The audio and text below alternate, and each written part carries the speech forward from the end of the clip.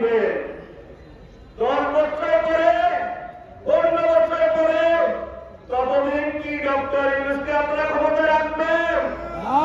Doctor Yunus কি ততদিন ক্ষমতা থাকতে পারবে? পারবে না। সুতরাং এই সকল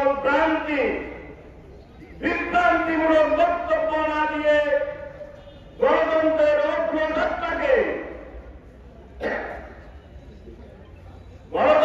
অগ্রযাত্রাকে সহযোগিতা করে বিগত 17 বছর দেশের বিরোধী যারা আন্দোলন করেছেন ভোটের অধিকারের জন্য, আমরা তাদেরকে বলব সে আন্দোলনের ফসল হিসাবে এই তত্ত্বাবধায়ক সরকার গঠিত হয়েছে। লেভেল প্লেইং ফিল্ড আছে। আপনারা কিসের লেভেল ফিল্ডের কথা বলেন? আমরা দেখছি তত্ত্বাবধায়ক সরকার আসার পরে জামাতে ইসলাম সহ বাংলাদেশের সকল বিরোধী দল নিজের মতামত ব্যক্ত করার সুযোগ আছে। রাষ্ট্রীয় সকল সুযোগ সুবিধা তত্ত্বাবধায়ক সরকারের সময় আপনারা সকলে বাদ বাটোয়ারা করে নিচ্ছেন। আপনারা আপনাদের পাই পাই করে হিসাব করে ইউনিয়ন পরিষদের সকল সেবা আপনারা নিচ্ছেন। তাইলে লেভেল প্লেইং ফিল্ড কোথায় নাই?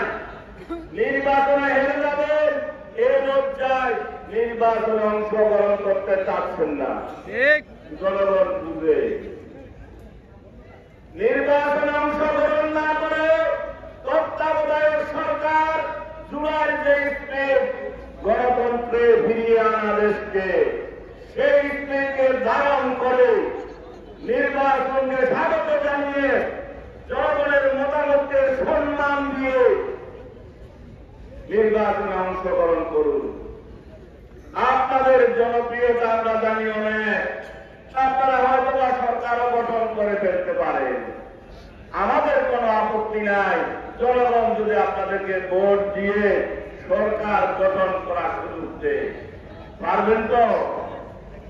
আপনারা বলেন 17 বছর আন্দোলন করেছেন নির্বাচনের জন্য, আর আপনারা এখন বলেন নির্বাচন চাই না, নির্বাচন চাই না। এটা লজ্জা, এটা গণতন্ত্র বিরোধী বক্তব্য।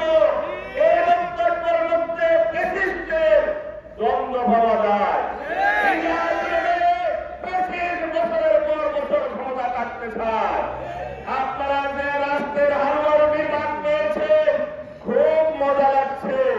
মনে করেছেন নির্বাচন হলে বিএনপি ক্ষমতা চলে আসবে, আমরা এই হারুয়ারুটি বাদ আর পাবো না। হারুয়ারুটি বাদ রক্ষা করার জন্য আপনারা নির্বাচন বানচাল করার ষড়যন্ত্রে লিপ্ত হয়েছে। পার্শ্ববর্তী একটি দেশের এজেন্টের পাশে পা দিয়ে আওয়ামী লীগকে আবার পুনর্বাসন করার জন্য আপনারা নির্বাচনকে বিলম্বিত করার ষড়যন্ত্র করেছেন। জনগণ আপনাদের সেই ষড়যন্ত্রে সাড়া দেবে না। আমরা কি